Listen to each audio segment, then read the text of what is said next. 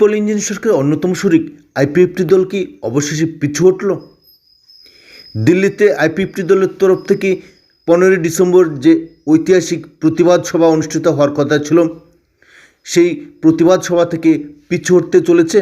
এ নিয়ে আইপিএফটি দলের তরফ থেকে যে বিবৃতি জারি করা হয়েছে তাতে স্পষ্ট ইঙ্গিত পাওয়া যাচ্ছে যে আইপিএফটি দল অবশেষে তাদের রাজনৈতিক কর্মসূচি থেকে পিছু হটতে চলেছে।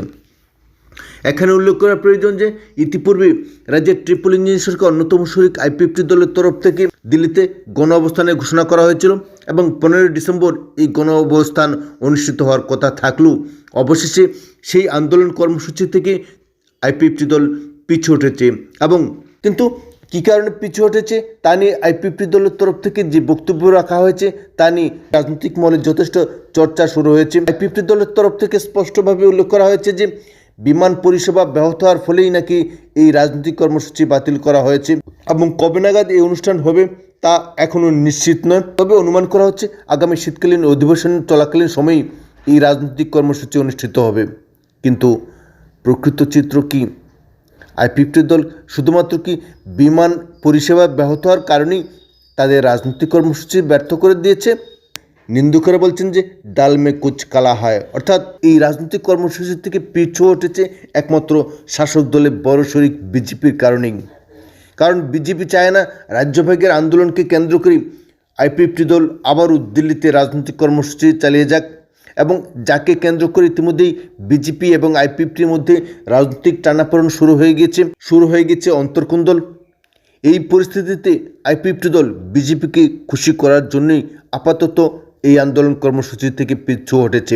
পৃথক রাজ্যের দাবিতে শীতকালীন অধিবেশন চলাকালীন সময়েই আবারও রাজনৈতিক কর্মসূচি নেবে তেমন ঘোষণাও দিয়ে দিয়েছে আইপিএফটি দল। কিন্তু প্রশ্ন এখানেই যে আইপিএফটি দল তড়িঘড়ি করে সামান্য ইস্যুকে পুঁজি করে এই রাজনৈতিক কর্মসূচি থেকে পিছু হটার অন্যতম কারণ কি শুধুমাত্র বিজেপি দলের রাজনৈতিক চাপ, নাকি এর পাশাপাশি তীব্রমত দলের গ্রেটার ত্রিপুরাল্যান্ড দাবি আরও হালকা হয়ে যাবে এবং গুরুত্বহীন হয়ে পড়বে?